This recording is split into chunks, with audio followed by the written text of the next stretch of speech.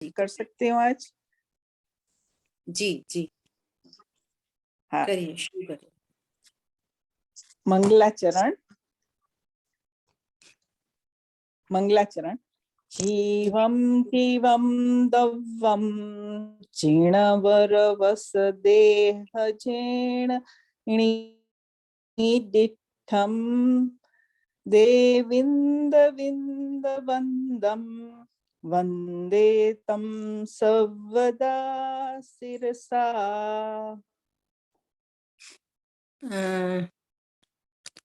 आपका क्या शुभ नाम है? आप किसने बोला मंगलाचरण? रंजुला। ओके ओके, आप पहली लाइन फिर से बोलेंगे एक बार प्लीज? हाँ, बोलिए। जीवं जीवं दव्वं क्षीणवरवसदेहेण जीण जीर्ण क्षीणवरवसहेण बराबर जीर्णदिठं बड़ी देर इणिदिठं देविन्दविन्दवन्दं वन्दे तं सर्वदा शिरसा। ओके, बढ़िया, बहुत अच्छा।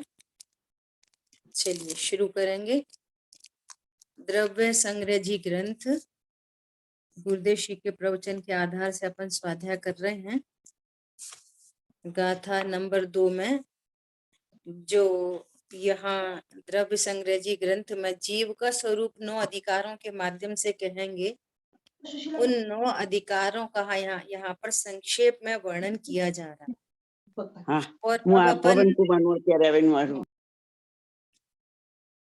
और अब अपन गुरुदेव श्री के प्रवचन के माध्यम से इस स्वरूप को समझने की कोशिश कर रहे हैं। तो कल अपनी भोक्तृत्व पर चर्चा चल रही थी। 6th पॉइंट है भोक्तृत्व का वर्णन करते हैं। कल चर्चा तो स्टार्ट हो गई थी कि जैसे वस्तु परम अकर्ता है उसी प्रकार से वस्तु परम अभोक्ता भी है ना। अकर्ता है और अभोक्ता है, परंतु पर्यार्थिक न से देखा जाए तो जो भी पर्याय उत्पन्न हो रही है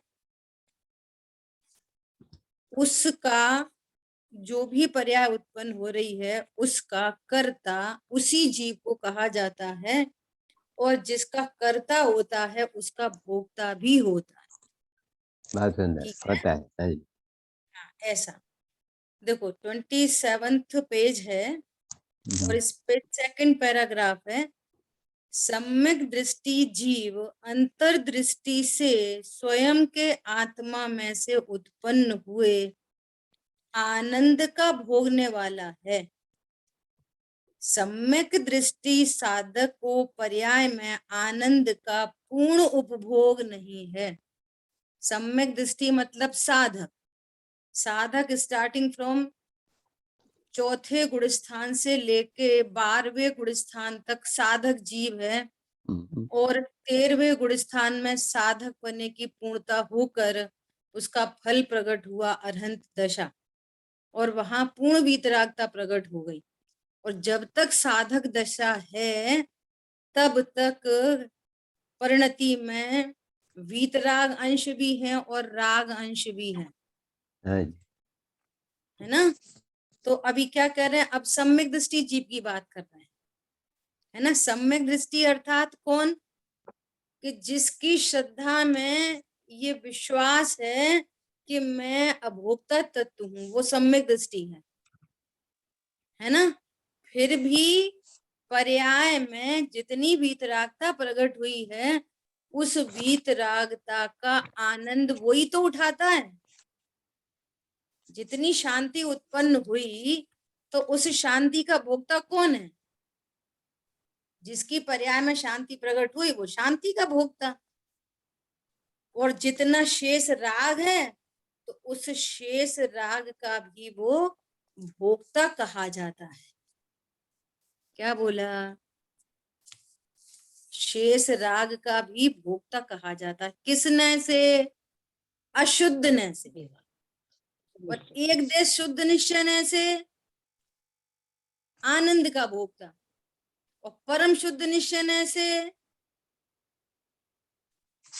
बोलो, परम शुद्ध निश्चय न से किसका भोक्ता? अभोक्ता। Very good, अभोक्ता। अभोक्ता। परम शुद्ध निश्चय न से अभोक्ता तत्व है ना। एक देश शुद्ध निश्चय न से वीतराग का आनंद का भोक्ता है, और अशुद्ध निश्चय न से शेष रागादि का भोक्ता है, और साक्षात शुद्ध निश्चय न से पूर्ण शुद्ध पर्याय का भोक्ता है, अतीन्द्रिय आनंद का भोक्ता है। सकल गे गायक तदपि निजानंद रसलीन, अनंत काल तक अनंत आनंद को भोगते हैं, वस्तु सर्वथा अभोक्ता नहीं है। पॉइंट समझ में आया? ऐसा। अब देखो बहुत गजब की बात आ रही है, और ये सारी नयों से बात करते हुए और फिर क्या कहेंगे कि जीव अपनी पर्यायों का भोक्ता तो कह सकते हैं, परंतु पर द्रव्य का भोक्ता तो कदापि नहीं है। पर द्रव्य का भोक्ता तो कदापि नहीं हो सकता। देखो अब चर्चा आएगी अभी आगे और, है ना। क्या बोल रहे हैं? पूर्ण आनंद के अभाव में शुभाशुभ कर्म के निमित्त से सुख दुख का भोक्ता अशुद्ध न से है। देखो नए ज्ञानी के ही होते हैं, अज्ञानी तो एकांततः में हर्ष शोक का भोक्ता होता है। अज्ञानी की पर्याय में अतीन्द्रिय आनंद की पर्याय है ही नहीं, और वो स्वरूप जानता भी नहीं, तो वो नए भी नहीं लगा सकता कि हम अशुद्ध न से सुख दुख के भोगता है। अशुद्ध न तब लागू पड़ेगा जब तुम शुद्ध न को जानते हो, है ना। हाँ, तत्व निर्णय करने वाला जीव अपने विकल्पात्मक ज्ञान में ऐसा निर्णय कर सकता है ना। और जो तत्व निर्णय से रहित है वो तो एकांत रूप से यही जानते हैं कि मैं शरीर हूँ, मेरी 5 इंद्रियां हैं, 5 इंद्रिय के माध्यम से मैं परद्रव्य को भोगता हूँ। समझ आ रही बात? और मुझे सुख दुख परद्रव्य से ही उत्पन्न हो रहा है। क्या बोला? जो मेरी पर्याय में सुख दुख उत्पन्न हो रहा है, और वो पर्याय भी तो कुछ नहीं जानता ना। तो जो मुझे सुख दुख हो रहा है मुझे पर पदार्थों से हो रहा है। सुख तो अज्ञानी है, एकांती, तो उसकी पर्याय में हर्ष शोक ही उत्पन्न हुआ करते हैं, तो उन्हीं का भोगता है ना। दूसरा ज्ञानी ऐसा कहता है कि यह अज्ञानी जीव स्वयं के शुद्ध चिदानंद को छोड़कर अकेला पर की ओर झुकाव से हर शोक को ही भोगता है। पर की अपने त्रिकाली ध्रुव भगवान आत्मा को नहीं जानता, और पर का ही लक्ष्य है, तो वो ऐसी हर समय 24 घंटे राग द्वेष सुख दुख चलता रहता है बस।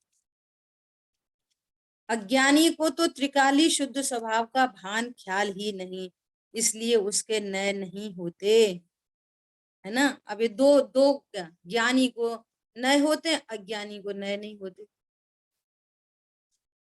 समझ में आ रही बात? तो बीच में विधि कहाँ से बनेगी? अज्ञानी को ही आगम युक्ति न्याय से उसको भी सविकल्प ज्ञान में आगम के आधार से नए होते हैं। क्या बोला?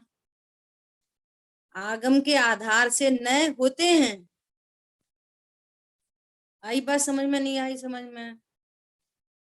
आगम के आधार से अपने प्रमाण को जानता है, नयों को जानता है, शुद्ध नय की विषयभूत वस्तु का निर्णय करता है, और फिर प्रणति स्वभाव सन्मुख होती है, तो नयों से प्रवर्तन चालू हो जाता है। आ रही है बात ख्याल में? हाँ जी, हाँ जी। ऐसा बराबर दीदी।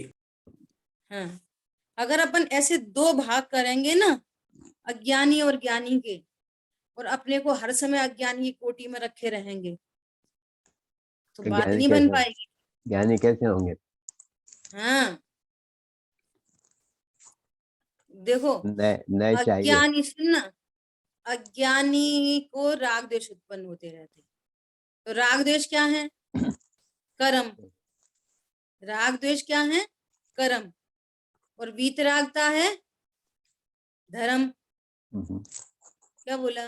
धर्म है दीदी। राग द्वेष कर्म और वीतरागता धर्म। हम्म, तो मैं कर्म हूं कि धर्म हूं? ये दोनों ही नहीं हूँ। मैं दोनों नहीं हूं। तो हम्म, कर्म को कह रहे करमचंद्र, ऐसा नाम होते हैं ना, हम्म, करमचंद्र। ना मैं करमचंद्र हूं ना मैं धर्मचंद्र हूं, मैं तो ज्ञान चंद्र हूं। क्या बोला? बहुत ही अच्छा दीदी। हाँ, ना मैं करमचंद्र हूं ना धर्मचंद्र हूं। अच्छा, मैं गोरा हूं कि काला हूं, स्त्री हूं कि पुरुष हूं? गोरा काला स्त्री पुरुष रूप चंद्र है। हाँ, रूप क्या चंद्र। बोला? रूपी पदार्थ है। तो ना मैं रूप चंद्र हूं ना करमचंद्र हूं ना धर्मचंद्र हूं, मैं तो ज्ञान चंद्र। समझ आ गई बात? हम्म, ऐसा। तो और मैं अज्ञानी हूं कि ज्ञानी? तो अज्ञानी तो कर्मचंद्र है, और अज्ञानी ही आगम युक्ति न्याय से लॉजिकली निर्णय करके सविकल्प ज्ञान में, देखो कल परसों अपन ने यहाँ पे चर्चा हुई थी ना, कितनी बढ़िया चर्चा आई थी। आज हमने दोपहर में भी कोड किया था इस चीज को। क्या बोल रहे हैं? जिसको देवशास्त्र गुरु की श्रद्धा भी जिसकी खोटी है, झूठी है, वह जीव तो वस्तु समझने का पात्र भी नहीं, किंतु समीचीन देवशास्त्र गुरु को पहचाने तो उसके व्यवहार को आरोप आएगा। व्यवहार किसको कहना? पूर्वचर व्यवहार किसको कहना? कि जो सम्यक तुम्हें हेतु बन रहा है। तो मात्र मंद कषाय सम्यक तुम्हें हेतु नहीं बनती। क्या बोला? पूजा पाठ दया दान ये सम्यक तुम्हें हेतु नहीं बनती। सम्यक तुम्हें हेतु बनता है ज्ञान। देवशास्त्र गुरु का निर्णय करने वाला, छेद सात तत्व का निर्णय करने वाला, सविकल्प ज्ञान में 100 का भेद करने वाला, ऐसा ज्ञान जो भेद विज्ञान करता है वो हेतु बनता है सम्यक दर्शन में। अच्छा, अब ये जनरल बात है, एकदम कॉमन सेंस की बात है कि जो जो भेद विज्ञान करता है, जिस परिणति में भेद विज्ञान होता है, वो ही असली मंद कषाय है। क्या बोला? वही तो असली मंद कषाय है, भेद विज्ञानी जीव। आ रही बात ख्याल में? ऐसा। तो अभी क्या कह रहे हैं कि ज्ञानी के स्वभाव के आनंद का आंशिक उपभोग है, आंशिक हर्ष शोक का उपभोग है। देखो, ज्ञानी को आंशिक हर्ष शोक भी है। इसका अर्थ है कि ईमानदारी से वस्तु स्वरूप का निर्णय करना, समीचीन निर्णय करना। समीचीन को अगर अपन अपनी भाषा में बोले, टोटल अप्रोच से। अगर शेष राग है तो हाँ उतना हर्ष शोक है। देखो बहुत गजब की बात है। हर्ष शोक मिथ्या दृष्टि को, हर्ष शोक सम्यक दृष्टि को। हाँ जी। कुशल जी बाहर कोई प्रोजेक्ट नहीं करता? कोई कर सकता है क्या? कला बहन, एक्चुअली उनकी क्लास है आज। को होस्ट बना दीजिए। दीदी समीचन शब्द का क्या अर्थ होता है? मुझे नहीं पता। वो वही बोल रहे हैं, समीचीन का अर्थ आप मतलब मुझे चारों ओर से भली भांति बोलते ना जिसको, भली भांति। हाँ जी। कुशल इंग्लिश में जी बोलो टोटल अप्रोच से उस बात होस्ट का बना निर्णय दीजिए। एकदम वो समीचीन। हम किसी बात को भली प्रकार से जान रहे हैं। समीचीन ऐसा। समीचीन का मतलब दीदी सम्यक हो सकता है कि सम्यक? हाँ, सम्यक सम्यक, हाँ, प्रकार से, बिल्कुल सम्यक प्रकार बिल्कुल से। बिल्कुल। अच्छा जी, अच्छा, थैंक यू दीदी। Okay, welcome. मैं कुछ बहुत इंपॉर्टेंट बात कहने वाली थी। क्या विषय चल रहा था अभी? हाँ, हर्ष शोक। क्या कहना था मुझे कि सुनना बहुत इंपॉर्टेंट पॉइंट है।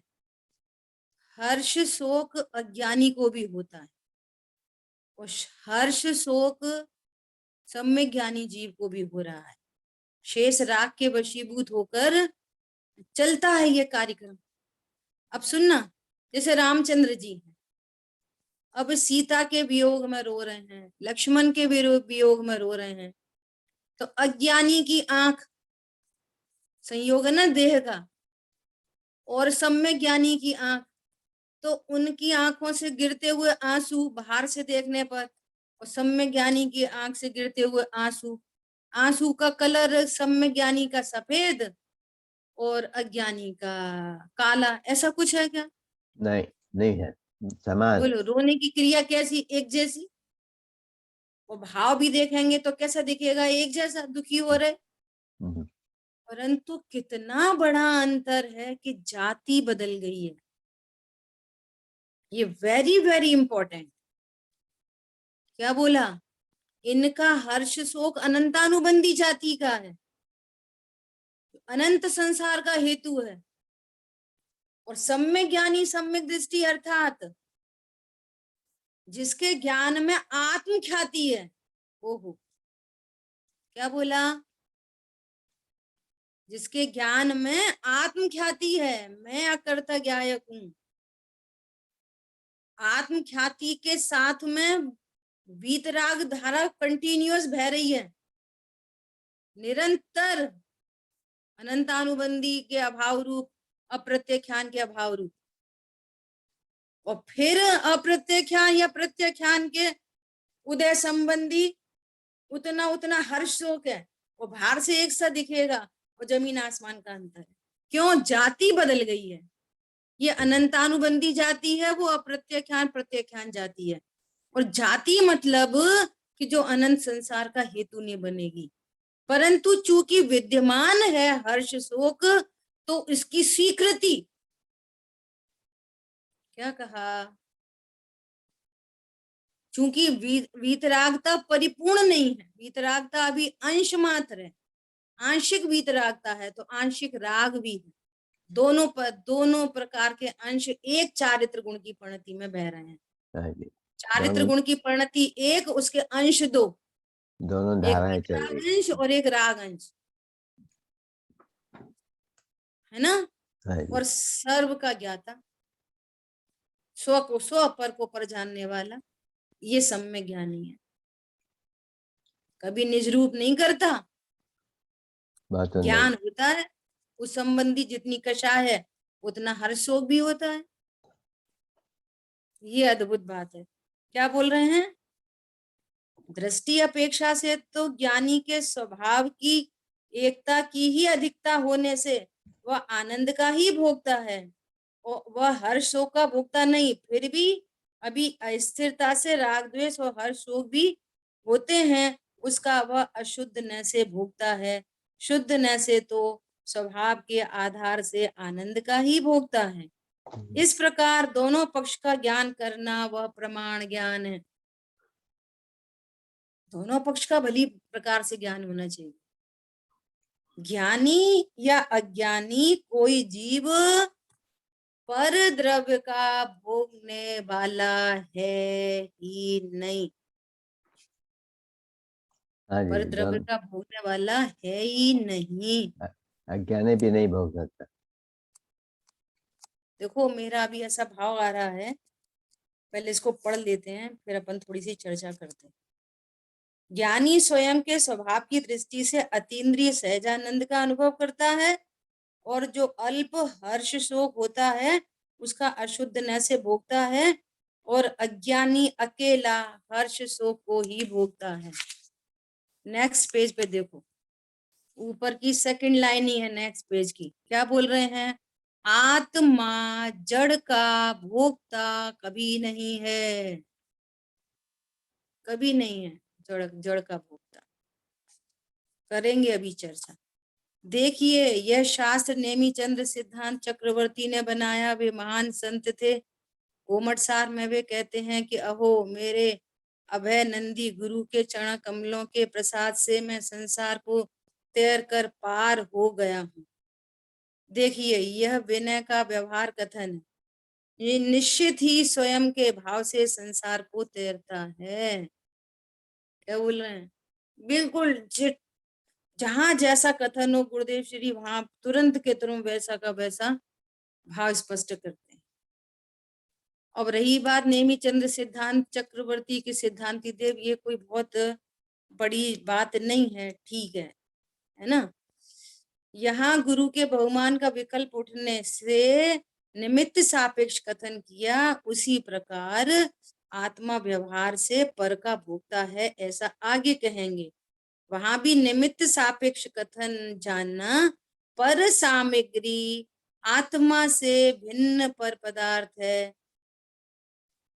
पर सामग्री से जीव को सुख दुख नहीं होता, किंतु पर सामग्री का लक्ष्य करके स्वयं आप सुख दुख की कल्पना करता है।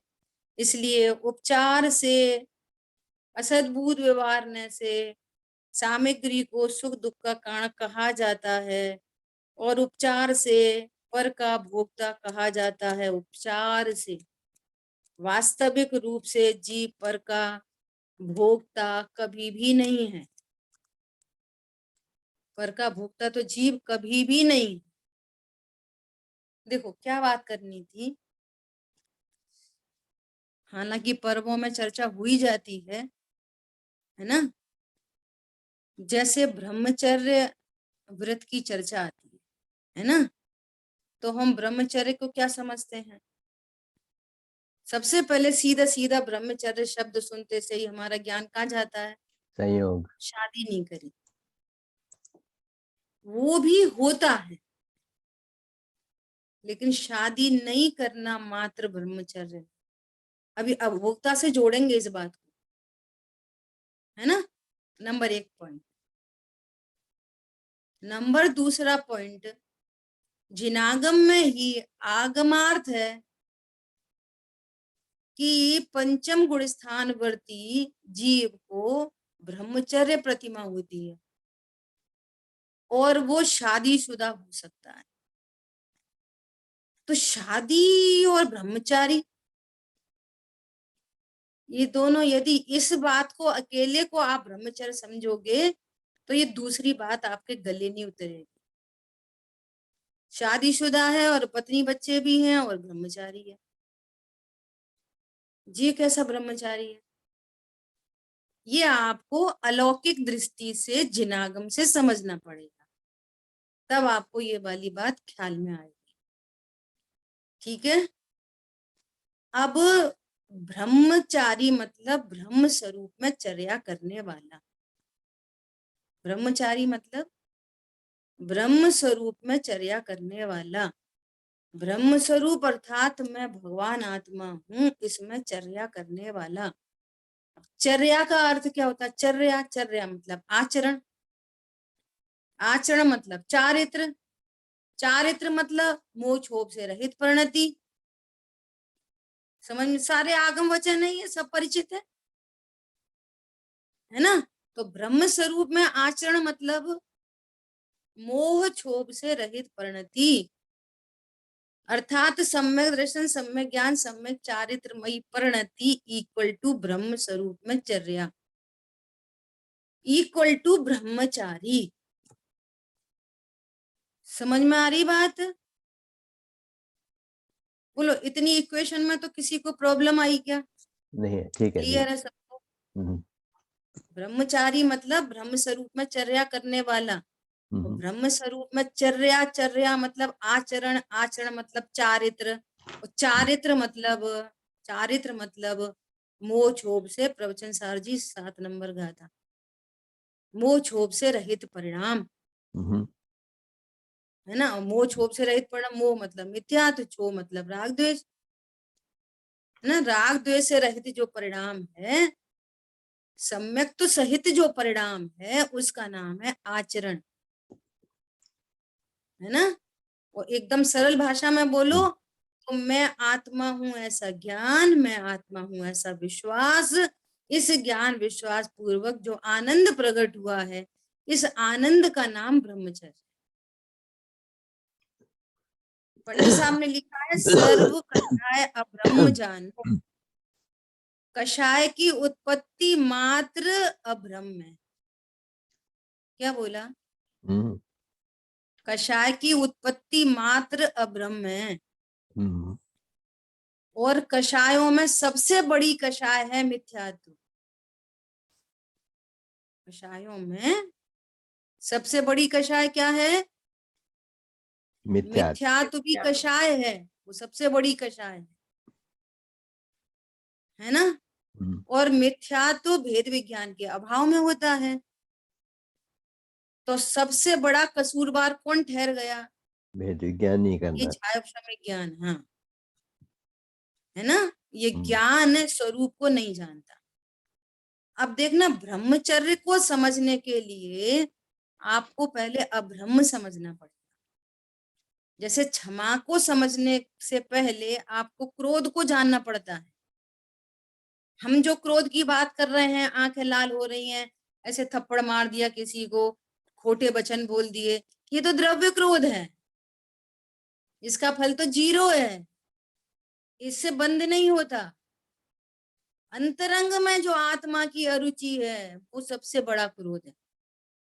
और जो क्रोध का परिणाम है, अनिष्ट, किसी के बारे में अनिष्ट जानकर जो द्वेष उत्पन्न हो रहा है, वो छोटा क्रोध है।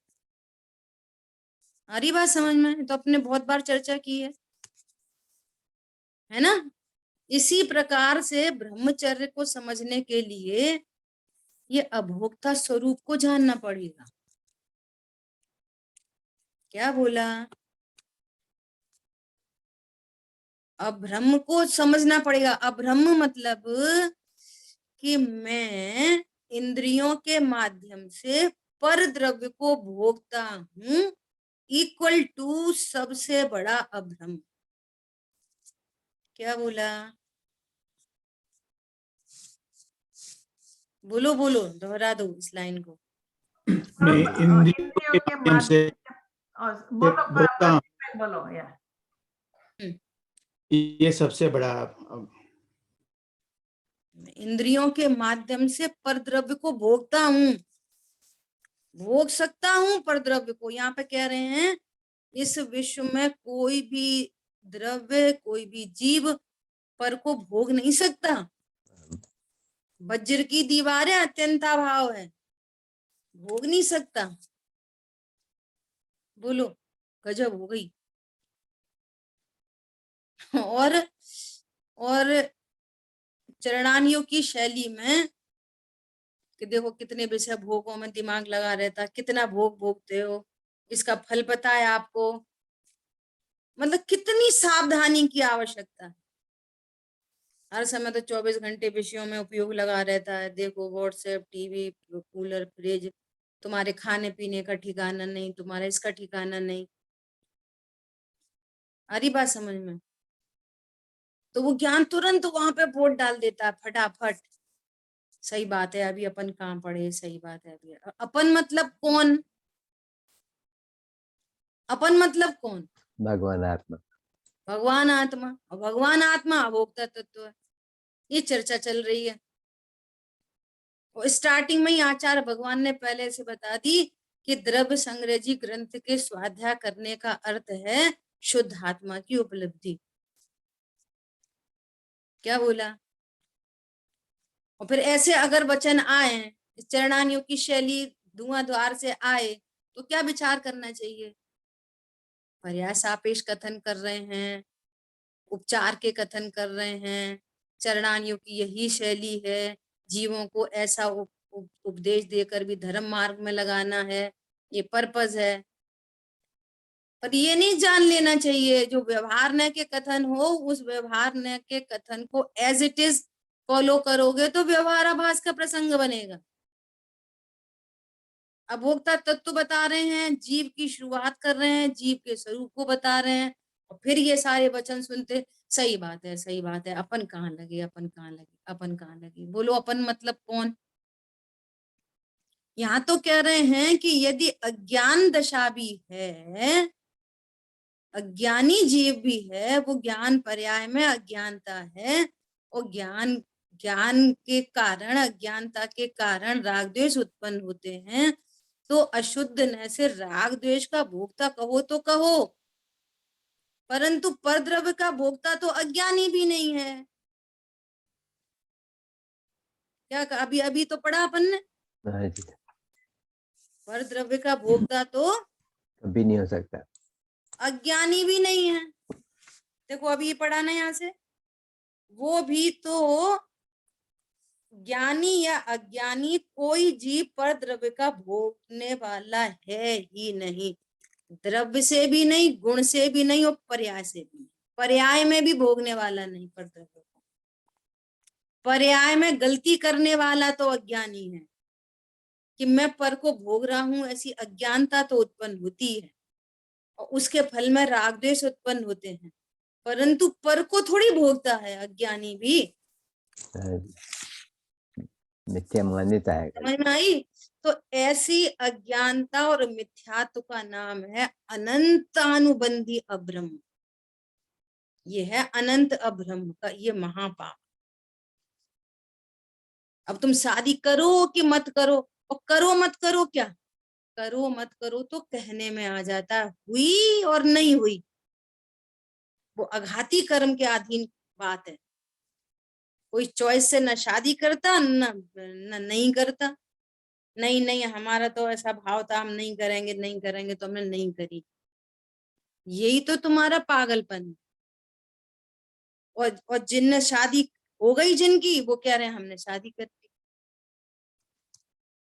बोलो हम मतलब कौन? हमने शादी करी कि नहीं करी? और बोलो हम जिसको लौकिक में शादी करना कहते हैं, वो शादी के काल में भी कोई ब्रह्मचर्य हो सकता है कि नहीं हो सकता? किसी को अभी हमको हो सकता कि नहीं हो सकता? हो सकता है। बोलो वो बाहर में परद्रव्य आश्रित है ब्रह्मचर्य कि स्वाश्रित परिणति है? स्वाश्रित परिणति। बोलो जैसे क्षमा, मार्दव, आर्जव, सत्य, शौच, संयम, तप, त्याग, ब्रह्मचर्य। ब्रह्मचर्य स्वाश्रित परिणति है, आत्मा के आश्रय से प्रकट होने वाली परिणति है कि परद्रव्य से आएगी और परद्रव्य से नहीं आएगी? बोलो कितनी गजब बात कह रहे हैं। पर सामग्री का लक्ष्य करके स्वयं आप सुख दुख की कल्पना करता है। दिस कल्पना इज अब्रह्म। मैं भोग सकता नहीं और मैंने भोगा। यहाँ पर कह रहे हैं जब मैंने अपनी देह को स्पर्श नहीं किया, इन इंद्रियों को स्पर्श नहीं किया, तो बोलो परद्रव्य को स्पर्श किया। मेरे ज्ञान दर्पण में स्त्री झलक रही, तो स्त्री ज्ञान में आ गई कि नहीं आ गई? बोलो स्त्री ज्ञान में आई कि नहीं आई? नहीं आई, वो तो बाहर ही है। नहीं आई, और भ्रम हो रहा है कि मैं स्त्री को भोग रहा हूं। ये अनंतानुबंधी जाति का भ्रम है, ये मिथ्यात्व के साथ रंगा हुआ परिणाम है ये। इसलिए देखो व्याप्ति नहीं बैठती, शादी हुई नहीं और अभ्रम का परिणाम है। क्या बोला? शादी हुई नहीं और अभ्रम का परिणाम है, तो उसको अभ्रम का पाप पड़ेगा कि नहीं पड़ेगा? बोलो। और शादी हो गई और ब्रह्म स्वरूप का आचरण है। और दो एग्जाम्पल है अपने सामने। बोलो सेठ सुदर्शन का एग्जाम्पल है कि नहीं क्लियर कट? हाँ जी, और मुनि रामचंद्र जी का एग्जाम्पल है। मुनिराज रामचंद्र जी को मुनि अवस्था में सीता जी ने कितने स्त्री जाति के परिचय किए? 3 कषाय चौकड़ी के अभाव का ब्रह्मचर्य के धारी थे वो। महाव्रती,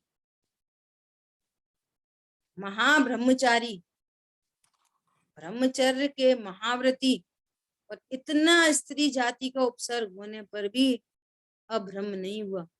यदि पर के संयोग से, पर के स्पर्श से अभ्रम हो जाए तो फिर मुनिराज मुनि नहीं रहते और भगवान नहीं बनते, अनंत अभी सिद्धालय में नहीं विराजमान होते।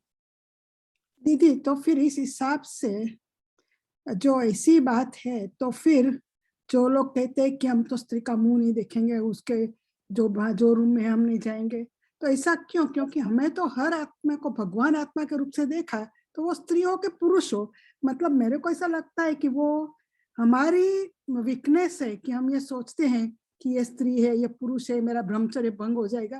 अरे भाई, तुम एक बाजू बोलते हो कि हर चीज बहुत अच्छा प्रश्न है आपका, भगवान एकदम आत्मा बढ़िया है। प्रश्न है। तो तो उसका मेरे- समाधान ये है, सुनिए, उसका समाधान ये है, एकदम सरल एग्जाम्पल से आप समाधान करते हैं कि जैसे कोई छोटा बच्चा है ना, और उसने अभी साइकिल चलाना सीखा है। अब वो बोलता है कि मेरे को साइकिल हाईवे पे चलानी है, या अब साइकिल वाइकिल छोड़ो पापा, मेरे को मोटरसाइकिल पकड़ा दो, मुझे हाईवे पे चलानी है। तो वही पॉइंट है कि भैया तुम अभी इतने समर्थ नहीं हुए, ऐसे समर्थ तो मुनिराज होते हैं, चौथे गुण स्थान वर्ती भी होते हैं, बट चांसेस हैं। समझ में आ रही है? क्योंकि वीतरागता का अंश प्रकट हुआ है, अनंतानुबंधी का, हालांकि स्वरूप की सन्मुखता हुई है, अपने स्वरूप का आचरण है ना, तो भी मुनिराज को प्रचुर वीतरागता होती है, और वे प्रचुर वीतरागता होने के कारण, नंबर एक, प्रचुर वीतरागता होने के कारण वो निर्भय होते हैं और उस कंडीशन को टैकल कर लेते हैं, अपन की भाषा में बोल रहे हैं, इसलिए उस परिचय को जय कर लेते हैं। लेकिन इतनी वीतरागता नहीं होने के कारण क्या करते हैं, शील की 9 बाढ़ लगा, क्यों लगा लेते हैं कि कदाचित परिणाम बिगड़ जाएं तो हमको ऐसी रास्ता ही नहीं चलना, नंबर एक। नंबर दूसरी बात कि जब स्त्री में सुख नहीं है, कुछ किसी तरह का लाभ नहीं है, हानि नहीं है, तो ऐसी बात कहकर भी कि कौन सी कोई परिस्थिति हमको दोष उत्पन्न करा देगी, आप स्त्री का संसर्ग क्यों चाहते हो भाई, जिससे नहीं, हमारा प्रयोजन ही नहीं सदता। हमने आलू का त्याग कर दिया, आलू से हमारे को अनंत हिंसा का पाप लगता है, तो हम आलू खरीद के लाएं कि मूली खरीद के लाएं, क्यों? जरूरत ही नहीं। वो बराबर दोनों है। पॉइंट से आंसर है आपका। हाँ जी, और दूसरा समझ ये में आ गई? कि हाँ जी, जब हाँ हमें रात्रि में पानी पीना ही नहीं है तो भैया मोटर चलाओ, पानी भर लो, जरूरत ही नहीं। हाँ, दीदी वो बस बराबर इतनी है। बात है। हाँ दीदी वो बराबर है। इसलिए उस ब्रह्मचर्य के पालन के लिए, क्योंकि कषाय की तीव्रता का कुछ ठिकाना नहीं, हो सकता है, बराबर। गिर सकता है, गुणस्थान गिर सकता है, तो भैया हमारे को जिस रास्ते जाना ही नहीं है, तो हमें उस गली के पते से क्या करना। हम पिक्चर हॉल में जाते ही नहीं है तो कौन सी पिक्चर लगी, इससे हमारा क्या लेना देना, कुछ भी नहीं। बस इसलिए वो उसका परित्याग करते हैं। लेकिन दीदी सीधी फिर सीधी बात। मेरे को यह भी प्रश्न होता है कि ये बहुत सी जगह, जो भी आप भी अभी बता रहे थे कि श्री रामचंद्र जी सम्यक ज्ञानी थे, इतने बड़े लेवल, हाई लेवल पर थे, लेकिन फिर भी इसका मतलब ये हुआ कि जो पर्याय होनी वो होती है, नहीं तो उनके जीवन में इतना कुछ होने की जरूरत ही नहीं थी। अगर मैं एक आत्मा हूँ और सब कुछ पर है, ऐसा अगर हम सोचे बेसिक, तो कुछ ये सब कुछ होता ही नहीं। तो ये सब हुआ, हाँ, तो उसका पता है मतलब ये उसका, है कि जो पर्याय होनी है वो होती है, वो किसी को छोड़ती नहीं, इसका मतलब ऐसा ले सकते हैं। हाँ, उसमें दोनों बातें लेनी है, एक पक्ष नहीं, दूसरा पक्ष भी है कि जो पर्याय होनी है उसका भावार्थ ये है कि हमको पर्याय मात्र की टेंशन नहीं, पर्याय मात्र का राग है। ये पॉइंट। नंबर दूसरी बात, पर्याय के टाइप्स 4 हैं, अनंतानुबंधी, अप्रत्याख्यान, प्रत्याख्यान, संजुलन। जी नंबर तीसरी बात, स्वभाव के आश्रय से क्रमशः मिटती हैं, सारी कषा एक साथ नहीं मिट जाती। स्वरूप को जाना है, अनंतानुबंधी मिट्टी है श्री रामचंद्र जी की, अनंतानुबंधी मिट्टी है, अप्रत्याख्यान में बहुत नाटक है, तो वो जी। नाटक को नाटक देखते हैं, स्वरूप में शामिल नहीं करते, और बार बार स्वभाव के आश्रय से अन्य कषाय का भी अभाव होता है। ये विधि है। जी हाँ, अब जो कषाय होती है वो होती है, बात तो सही है, होती है, पर उस कषाय के स्वरूप को जानकर अपने स्वभाव के सन्मुख होकर उस कषाय के अभाव का प्रयत्न रखते हैं। फॉर एग्जाम्पल, हमको बुखार आ गया और वो बुखार बार बार फिर आ जाता है, ठीक हो जाता है, फिर आ जाता है, तो हमें बुखार का ज्ञान होकर हम मेडिसिन का प्रयोग करते हैं। जी ये नहीं विचार करते कि वो आता है तो आ जाता है, नहीं, जितना बुखार आएगा उतने हमारे इंटरनल आउटर ऑर्गन को डैमेज करेगा। जी इसलिए हमको क्या करना है, इसलिए हमको सावधानी रखते हुए औषधि का निरंतर सेवन करना है, जिससे कि शेष आता हुआ बुखार भी समाप्त हो जाए। बहुत बहुत सुंदर दीदी, आज आपने मेरे सब दिमाग में जो भरा था वो निकाल दिया। वो थैंक ना यू। क्लियर होना चाहिए, हाँ हाँ है ना? आपने बराबर- इसलिए दृष्टांत होते हैं ना, वो एकदम सरलता से कोई बात को ख्याल में आ जाए, इसलिए दृष्टांत होते हैं। क्योंकि ये मेरे को हमेशा बोधर करता था कि बड़े बड़े चक्रवर्ती और बड़े बड़े सम्यक ज्ञानी को क्यों इतनी तकलीफ झेलनी पड़ी। हाँ, इसलिए तो मुझे अभी समझ में आया। इसलिए कि 4 प्रकार की कषाय होती हैं, 4 प्रकार की, जी और वो क्रम से मिटती हैं।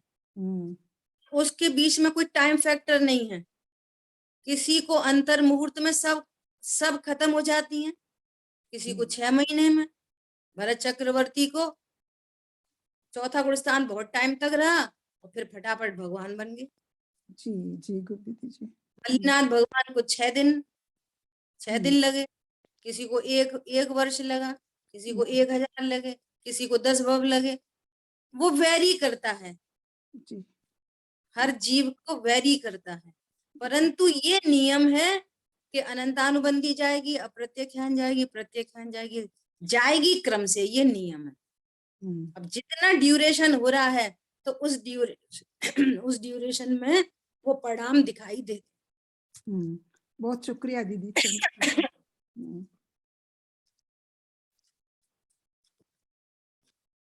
चलिए ठीक है, समय भी हुआ है शेष चर्चा।